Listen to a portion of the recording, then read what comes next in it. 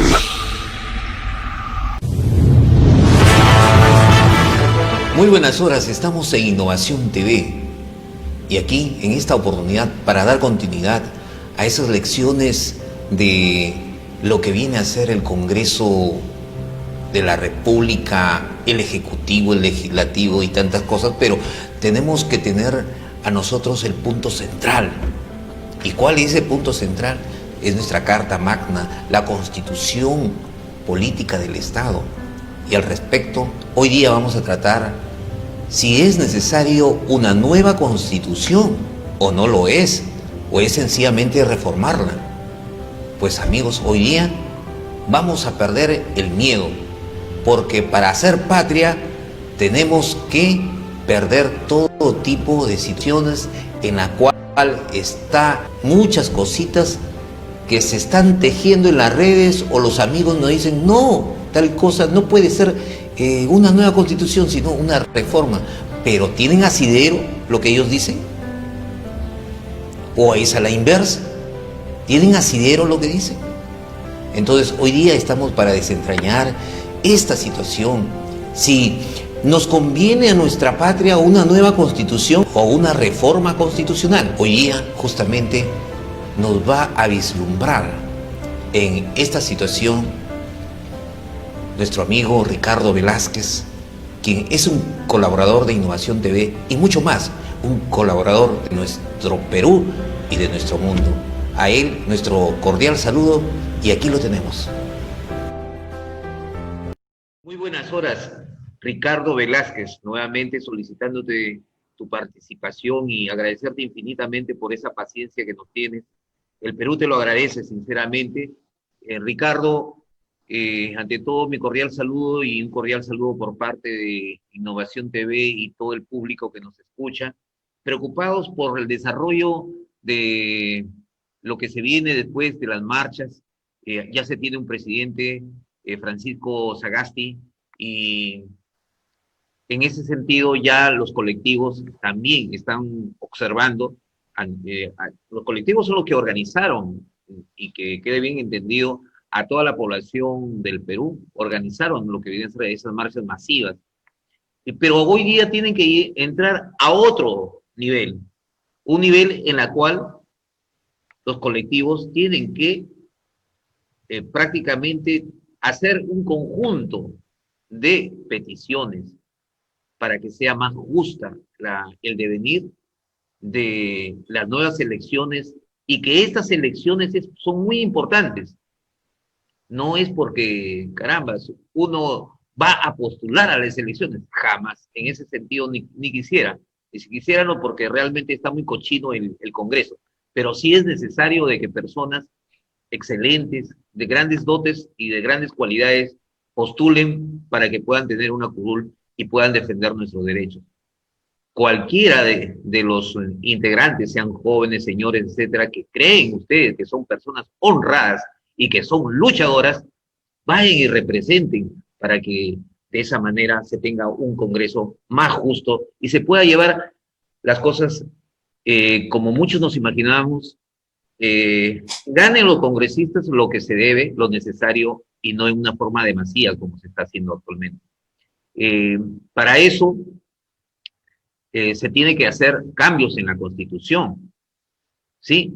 Y entonces mucha gente ya se está preguntando, ¿qué sería de bueno? ¿Una nueva Constitución o una reforma de Constitución? Entonces, vamos por términos claros y precisos que Ricardo Velázquez hoy día tiene ese cariño de contestarlos. Ricardo, como reitero, mi cordial saludo.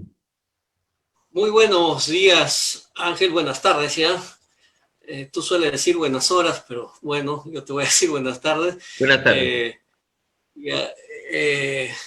Bueno, aquí estamos planteando no solamente dos posibilidades, sino hasta incluso yo diría tres posibilidades.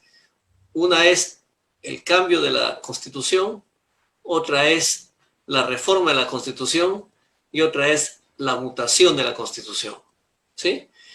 El cambio significa que un nuevo órgano constituyente se instale en el país y en consecuencia discute un nuevo proyecto de constitución. ¿Sí? Una vez discutida, este órgano debe aprobarlo. Lo ideal y lo responsable es que este órgano o sus miembros hagan consenso en lo posible para aprobar la Constitución. Es decir, hagan consenso en sus aspectos fundamentales, ¿sí?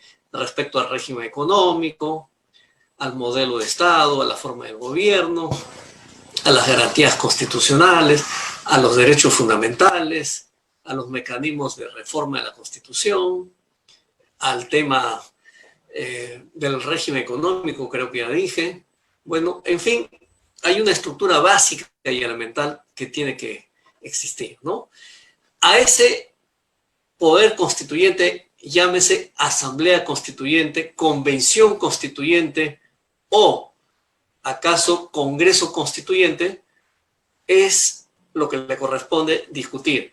Y sus miembros son elegidos por voto popular, para cuyo efecto deberán participar los partidos políticos existentes, y por qué no, también se puede establecer una fracción para que la sociedad civil, a través de sus representantes, puedan también, digamos, ser parte de esta asamblea constituyente.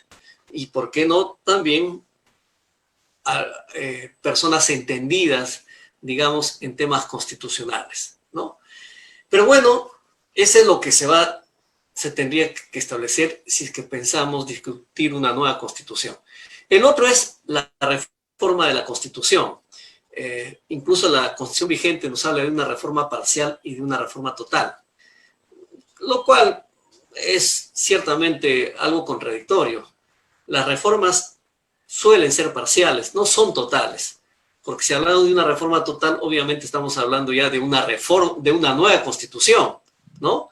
Porque suelen ser, repito, las reformas parciales. Incluso en ese supuesto no se puede modificar determinadas normas. A ello se le llama normas inmutables, normas, digamos, pétreas, normas estatuas, como por ejemplo el régimen político, la forma de Estado, los derechos fundamentales, el fin de la sociedad, no puede ser cambiado, porque si modificas estos aspectos, digamos, tan relevantes de una constitución, estarías, en otras palabras, cambiando el contenido de la Constitución y en consecuencia estarías hablando de otra Constitución. Entonces, las reformas tienen restricciones. Y según la Constitución del 93, ¿quién está facultado para reformar la Constitución? Es el Congreso de la República, a través de 2 legislaturas ordinarias de forma consecutiva y por acuerdo de 2/3 de sus miembros. Solo de esa forma se puede reformar, aunque también hay la posibilidad de que se permita que el pueblo pueda o tenga iniciativa de reforma constitucional, para cuyo efecto se envía el proyecto al Tribunal Constitucional, perdón, al Congreso de la República, acompañando un grupo suficiente de firmas y después debe ser sometido a consulta popular, a referéndum. Pero dice la propia Constitución, se puede evitar ello si es que el Congreso decide en 2 legislaturas ordinarias, de forma consecutiva y por acuerdo de 2/3 de sus miembros, decidir en esa instancia, ¿sí? Ese es lo que establece la actual Constitución. Y la mutación constitucional es el cambio que puede sufrir la Constitución sin necesidad de modificar ningún artículo. Y esta mutación le corresponde al Tribunal Constitucional a través de actos interpretativos de la Constitución. Por ejemplo, la dignidad de la persona humana aparece en el artículo 1 de la Constitución como un fin de la sociedad y del Estado. En el artículo 3 de la Constitución aparece como un principio, pero en ninguna parte nos habla que la dignidad es un derecho. Sin embargo, el Tribunal Constitucional, en una de sus sentencias, reconoce a la dignidad humana como un principio de derecho. Y alguien podría preguntar, pero ¿en qué parte de la Constitución dice que es un derecho? Y no lo van a encontrar en ningún lugar. Entonces, ¿qué ha ocurrido con esa norma? Ocurre que esa norma ha mutado. No se ha necesitado modificar, simplemente que se ha desarrollado en su contenido. ¿Y quién tiene esa facultad para desarrollar en su contenido? El Tribunal Constitucional como supremo intérprete precisamente de la Constitución. ¿Ya? Entonces tenemos esos tres escenarios, esas tres posibilidades. Eso es lo que te puedo responder, Claro. estimado. Sí, bueno, realmente que nosotros nos traes un alcance acerca de otro punto más, ¿no? No solamente es reforma constitucional o una nueva constitucional, sino también una combinación, ¿no? Entonces, hay tres situaciones ahí que plantear, pero ¿crees, Ricardo? Incluso Sí, permítame, en estos momentos el Tribunal Constitucional está discutiendo, permítame Ángel, precisamente en estos momentos el Tribunal Constitucional está discutiendo una demanda competencial respecto a la vacancia presidencial por incapacidad moral permanente. ¿Sí? sí, ¿Qué es lo que va a hacer el Tribunal Constitucional? Va a interpretar ese artículo de la Constitución. Y sin necesidad de reformar el texto de la Constitución, porque la reforma significa cambio de la Constitución, adhiriendo cosas, sacando cosas o simplemente modificando el mismo texto, ¿no? Pero en este caso no va a modificar el texto, no va a reformar. Lo que va a hacer va a contribuir a la mutación de esa norma, le va a dar mayor contenido, le va a dar más alcance, le va a establecer límites, ¿sí? Eso se llama mutación. ya. A eso también se podría decir que son los candados que ellos pueden dar en una situación para que se pueda ejercer límites y Así es, no se pueda conllevar a una situación de abuso, algo por el estilo, ¿no? así es, de acuerdo, de Perfecto. acuerdo, de La acuerdo. otra pregunta que iba era de que si había la suficiente madurez, porque hemos visto un candidato eh, que está en la primera, se podría decir, en las preferencias electorales hoy día del Perú, que puede tener mucho de juventud, ¿no? Y entusiasmo. A mí me simpatiza, por ejemplo, ¿no? Porque hay ánimos, hay entusiasmo. Pero en cuanto al conocimiento, le falta. Eh, pero estará así toda la juventud. ¿Abrirá o hay una situación de toma de conciencia de la ciudadanía, de la población, de toda la ciudadanía, para que pueda realizarse y hacer una nueva constitución? Será motivo no solamente, eh, o quizás no hacer la nueva constitución, sino hacer la reforma. Entonces nosotros estamos hablando aquí. Hay una situación que los intelectuales o cualquier persona muchas veces decimos estar en una situación en la cual eh, prácticamente vamos a remendar las cosas, de ahí no va a salir bien las cosas. Y muchos prefieren empezar de nuevo prácticamente para ver mejores posibilidades y se corre con más fuerza. Esa es en la experiencia práctica, muchos hacemos eso. A veces las cosas para remendarlos nos sale mucho más trabajoso. No sé si será así también en la Constitución, tú que eres especialista. Hay esa situación de que se embrolle más, haga una situación, la cuestión de las reformas o los cambios que puedan haber, la reforma constitucional, porque hay gente que quiere las reformas, pero realmente no sabe lo que es una reforma, porque a veces se tiene la impresión Ricardo, de que la nueva Constitución quizás va a eliminar la propiedad privada. Cuando es un pacto social en la que pues, realmente la mayoría no quiere que se elimine la propiedad social, pero hay gente que cree, entonces dice, no a la nueva Constitución, ¿no? Entonces, pero no tienen entendido que es un nuevo pacto social en la cual pienso que la mayoría quiere la propiedad privada, pero también respetar la propiedad social, que es la propiedad del Estado, en cuanto a las mejores riquezas de nuestro Perú, que se puedan respetar para poder tener una distribución o una administración de nuestra riqueza, porque como actualmente se observa, de que, por ejemplo, el caso de Machu Picchu, los viajes a Machu Picchu están en manos de una empresa privada, que ni siquiera es peruana, y que realmente se llena de muchos dólares, ¿no? Son millonarias esas. Entonces, eso lo ha permitido la liberación prácticamente de la Constitución de 1993, ¿no? Y tantas cosas más, la telefónica y una y otra cosa. Entonces, ¿de qué estamos hablando, Ricardo? ¿Hay las condiciones para una nueva Constitución? ¿Hay las condiciones para una reforma? ¿Hay toma de conciencia? ¿La gente está preparada? ¿No está preparada? Ya. ¿Qué nos puedes decir? ¿Cuál es nuestra salida?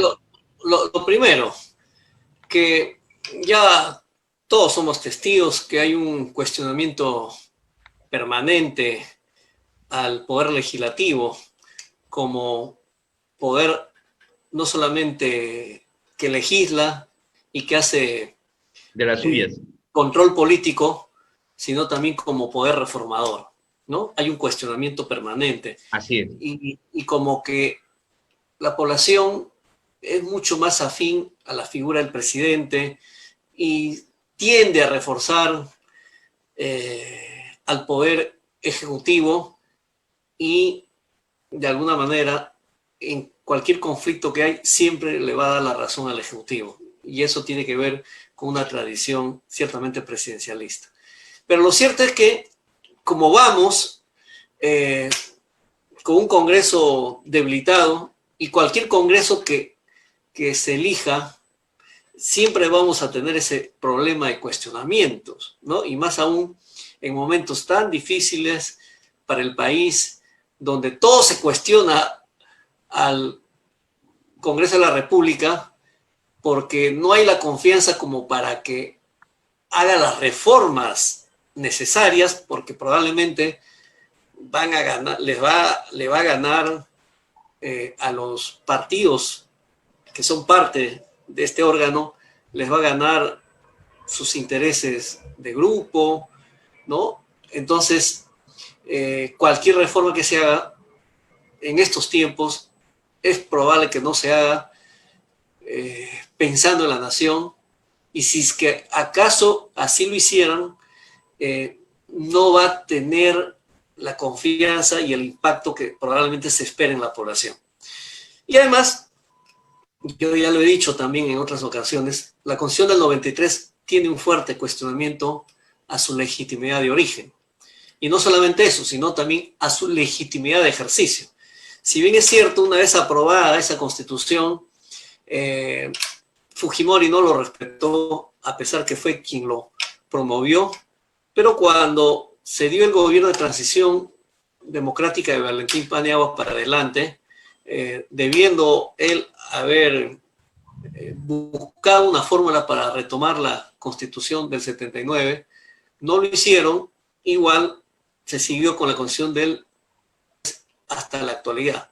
Digamos, de ese tiempo para adelante, hasta la llegada del presidente Vizcarra, esta Constitución, yo diría, del 93, gozaba, hablo desde, repito, desde Valentín Paniagua hasta la llegada del presidente Vizcarra, gozaba de una legitimidad de ejercicio. Es decir, se respetaba esta Constitución.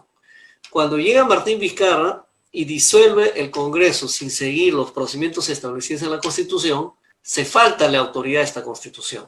Y no solamente, digamos, el Ejecutivo, sino también el propio Congreso entra a esa situación de faltarle de alguna manera respeto y autoridad a la Constitución.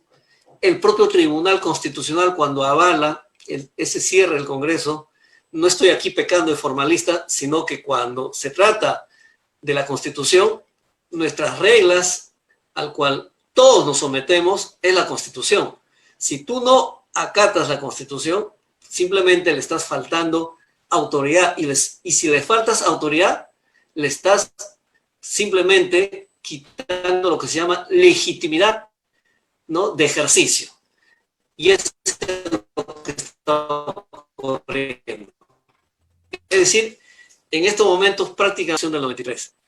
Y si todos no nos estamos rigiendo, por ejemplo, por esta Constitución, como debería ser, tomando en consideración las pautas, los principios, los valores y las reglas que ella determina, simplemente se ha roto lo que se llama el pacto político. ¿Ya? Entonces, ese pacto político está debilitado. Ya no es el referente fundamental de la sociedad. Y si no es el referente fundamental de la sociedad, pues no queda otro camino que discutir una nueva constitución, y discutir una nueva constitución pasa obviamente por promover o por elegir una asamblea constituyente para que a nombre del pueblo, es decir, del poder constituyente originario, como se lo llama en derecho constitucional, sea quien discuta y después apruebe la Constitución. Eso sería lo que correspondería desde la teoría constitucional, desde una postura democrática. Porque lo otro, que venga un dictador y ponga o imponga su propia Constitución, puede ser una Constitución, pero no corresponde a un Estado y a una sociedad democrática, sino corresponde a la voluntad del tirano, a la voluntad del dictador, y en consecuencia no es una Constitución democrática. La Constitución democrática proviene de la voluntad del pueblo, y como el pueblo no se puede reunir, porque ahora las sociedades, los estados son, digamos, con poblaciones que pasan, digamos, hasta los millones. Antes, pues, en Grecia, en el Ágora, se reunían 15.000 o 25.000 personas y podían discutir, ¿no?, todos los ciudadanos de ese entonces. Hoy, así tuviéramos una asamblea, digamos, en el desierto de Paracas, ¿no?, o en el desierto de Sechura, nos reuniríamos millones, pero sería pues un caos, sería inmanejable, ¿no? Entonces, hoy se buscan nuevos mecanismos a través, ¿por qué no?, del Internet, a través de la democracia participativa, representativa, de la democracia deliberativa, que son otros mecanismos. Entonces, por eso es que se tiene que elegir a quién, a representantes. Y esos representantes se eligen a través de una elección, ¿no?, para que sean parte de lo que se llama la Asamblea Constituyente. Y esa Asamblea Constituyente establece una agenda que puede discutir en 8 meses, y si le falta tiempo puede prorrogarlo, puede ser un año, y una vez discutida, consensuada en lo posible, y si no se consensua, tiene que ser acuerdos, digamos, de una mayoría, digamos, amplia, calificada, que hay que determinar en el reglamento de esa asamblea, y después, recién después de ello, podríamos decir, se aprueba esa Constitución, y de ser posible, se somete al pueblo como soberano para que tenga su venia y decir, esta asamblea dirá, mi soberano, he cumplido con su misión, con la misión que usted me dio de discutir una Constitución, y ahora someto a su voluntad. Entonces el pueblo, en un referéndum, digamos, decidirá si aprueba o desaprueba. Pero si proviene de un consenso, digamos, de la asamblea, pues no hay nada que discutir. Tenga la seguridad que va a ser aprobada por amplia mayoría.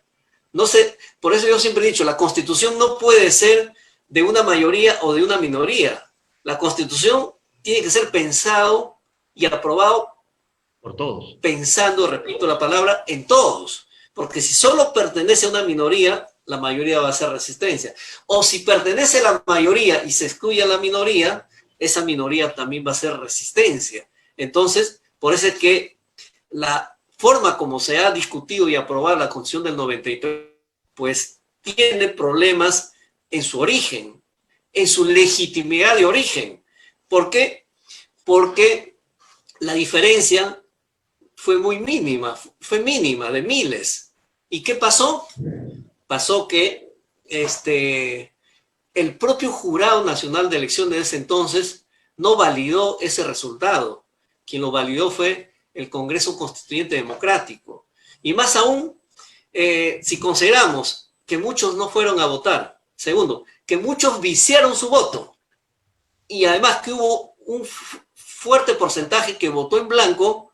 Ya te debes imaginar que desde el punto de vista, digamos, ya material, si quieres llamarlo sociológico, fáctico, no contaba con el respaldo de la mayoría. Del punto de vista formal, sí, pero una minoría mínima.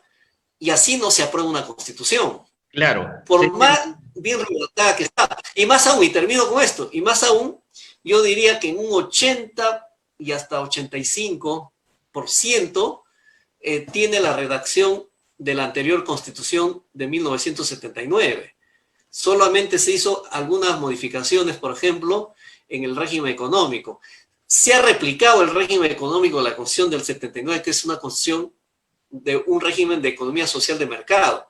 Solo que se le ha dado mucho protagonismo a la iniciativa privada, y el tema es que en el actual modelo, a pesar que te plantea una economía social de mercado, los órganos que regulan el control de la actividad de la libre competencia no están funcionando. Aquí se propician los monopolios y más aún se prohíbe, pero no se castiga. ¿Por qué?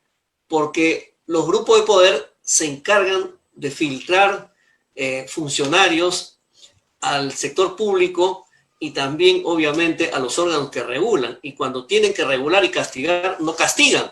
Y por eso es que tenemos, por ejemplo, empresas que deben millones de soles a la SUNAT, ¿no? O que tienen el control y el monopolio de los precios, por ejemplo, de la luz, ¿no? Por citar algunas cosas. Claro. ¿Y qué ocurre? Al final nos ponen los precios que ellos creen que debe ser, y cuando ni siquiera hay un estudio real de mercado. Esas son las cosas que pasan, lamentablemente. Así es, Ricardo. Brillante tu explicación, que el pueblo ha entendido perfectamente de que la reforma constitucional serían parches, y prácticamente parches de una situación que viene de una constitución de 1993, donde no ha habido la participación total del pueblo peruano aprobando lo que viene a ser la Constitución de 1993, y es por eso que hoy día tenemos una Constitución prácticamente desde el punto de vista de justicia y de legalidad a favor del pueblo. No tenemos ese tipo de Constitución, sino una Constitución al servicio de los grandes monopolios, de los grandes intereses privados y de los intereses de los corruptos que se siguen enriqueciendo en nuestra patria. Entonces, en ese sentido... Sí, bueno, lamentablemente hay situaciones pues incomprensibles, ¿no? Por ejemplo, hay zonas mineras del país donde creo que hay problemas con el internet, ¿no? Por ejemplo, hay zonas mineras del país donde vienen explotando ya muchas décadas los minerales, pero la periferia, la población del campo, no cambia su vida, sigue en la misma situación. Entonces, ¿a quiénes benefician, digamos, la extracción de los minerales en nuestro país? Obviamente, en parte al Estado, pero también a estas grandes empresas y consorcios, ¿no? Que extraen estos recursos naturales del país. Y entonces ahí no está funcionando bien las cosas. Algo está pasando, algo que no se dice, algo que no vemos, ¿no? Algo como Norberto Bobbio lo llama, este autor italiano que ya murió, autor de esta obra que se llama El futuro de la democracia. Él dice y nos habla del poder oculto, del poder que está detrás del poder real. Es el poder que está tomando decisiones, que está operando, ¿no? Y que lamentablemente no opera para bien, sino opera para hacer daño. Entonces, ayer veía un documental referido a los problemas del país y decían, el Perú es un país rico donde lamentablemente no está disfrutando de su riqueza. Hay algo, cosas raras y extrañas que están pasando. Desde luego, como yo siempre he dicho, una vez que se cambie la Constitución no significa que ya está resuelto el problema. No, la Constitución, como muy bien lo llama Alberti y Carlos Santiago Nino, que es un autor argentino, que la Constitución es una carta de navegación, ¿no? Que bien leída nos debe conducir hacia un buen puerto. Pero ¿qué pasa si no lo leemos bien? ¿Qué pasa si no hay voluntad política? ¿Qué pasa si los que están llamados a conducir los destinos del país no toman en cuenta esa carta, es decir, esa Constitución? Obviamente nos van a llevar hacia cualquier otro lado, pero no hacia el desarrollo del país, no hacia la prosperidad del país, no a una sociedad justa, no hacia una sociedad democrática. Entonces está fallando también la clase política, fallando los detentadores del poder, es decir, los gobernantes, están fallando los partidos políticos y también estamos fallando los ciudadanos. Nosotros como ciudadanos ahora tenemos que ser mucho más responsables, mucho más exigentes, mucho más observadores, mucho más controladores, mucho más proactivos en la vida política de nuestro país. Ya basta de estar en las tribunas mirando desde lejos cómo nos roban en nuestras caras. Ahora nosotros mismos tenemos que participar. Perfecto. Hay que invocar a la gente y a los ciudadanos de pie, a los ciudadanos sencillos, humildes, a los ciudadanos profesionales, a todos que participemos en la vida política. Porque la política es la acción dirigida a resolver los problemas que nos atañen a todos. La política no es de ellos. Nos han hecho creer que para la política tiene que ser aquellos intrépidos que van y son ellos los llamados a conducirnos. Bueno, sí pues, siempre y cuando respondan a los intereses de la comunidad. Pero si no responden al interés de la comunidad, es legítimo que el propio pueblo simplemente empiece a desechar a quienes no están haciendo la labor que deberían hacer. Perfecto. Empezar a buscar nuevos líderes, a promover nuevos líderes, ¿no? A gestar nuevos líderes, partidos, ¿no? A respaldar nuevos pensamientos y obviamente a castigar a aquellos que no han hecho lo que deberían haber hecho por años, por décadas y lamentablemente desde la independencia del Perú estamos hablando ya de 200 años que vamos a cumplir el próximo año, ¿no? Así es, Ricardo. Infinitamente agradecido, ha sido bastante claro, bastante explicativo. Los diferentes sectores de la producción de nuestra patria tienen que estar representados obligatoriamente, porque ellos saben el cómo hacer de cada sector y colaborar, contribuir de cómo sería hacer una nueva patria.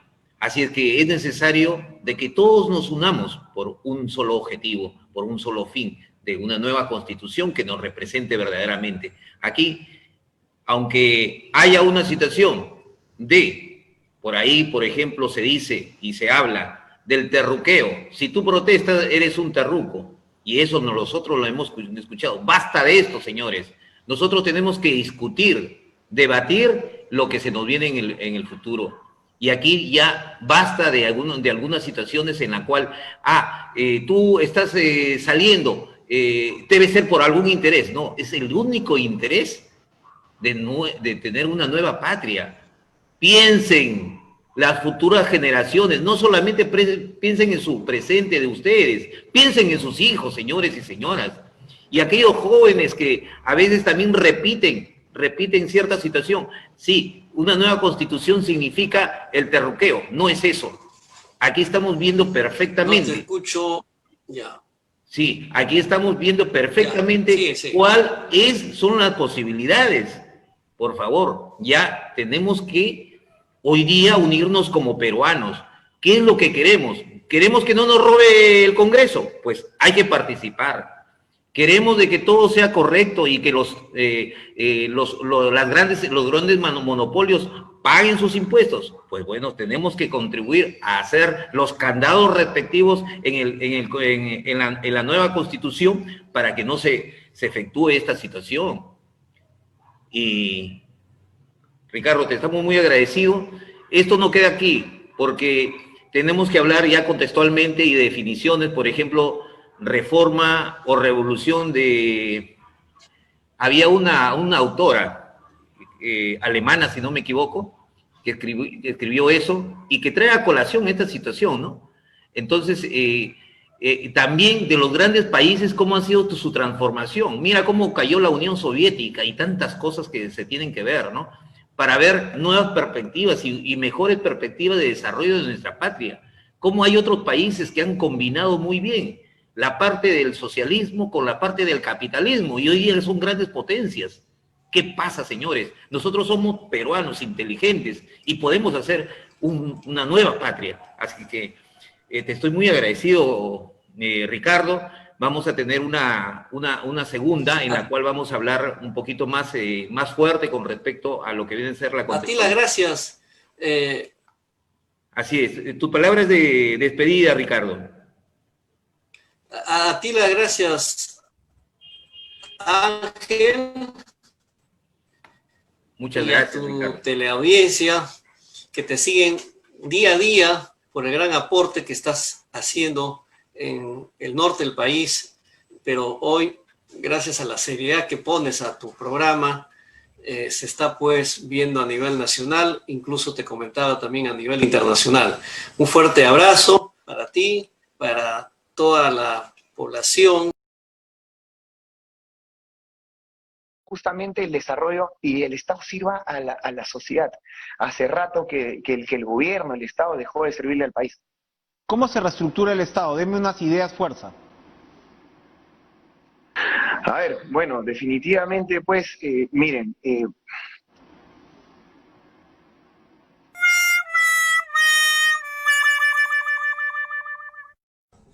Yo soy convencido que el Perú necesita una constitución nueva, elaborada por una asamblea constituyente, pero creo que en este momento no hay en el Perú un momento constituyente.